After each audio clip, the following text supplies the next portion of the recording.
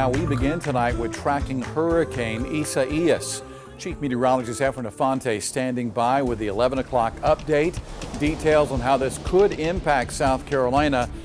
What do we know tonight, Efren? Well, the one thing that has not changed is the intensity of the hurricane. It's still a Category 1 hurricane with Isaias right now about 80 miles an hour wind speed.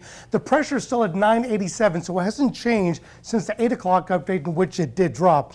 Now, its position is 135 miles south-southeast of Nassau, the Bahamas, in the northern Bahamas.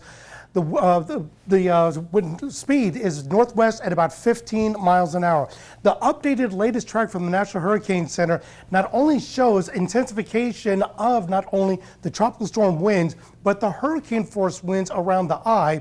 But the track will now put hurricane warnings all the way from Titusville down to Key Largo and points inland. They continue with tropical storm watch from Titusville through Palm Coast up to Jacksonville Beach. And the track will continue as a Category 1 hurricane from tomorrow morning all the way through Sunday night. By Monday morning, it becomes a tropical storm, but the only difference is 5 miles. So it goes from 75-mile winds to 70-mile winds somewhere across Jacksonville Beach as it continues up the Georgia and South Carolina coastline. And now there's an indication has moved even a little bit more, not by much, to the west of the cone of uncertainty. So this covers now half of the Midlands and half of South Carolina, including the coastline, in which we could be looking at the effects anytime from Monday late morning until Monday night. And keep in mind that this is going to shift again as we get more updates, the next one at 2 a.m.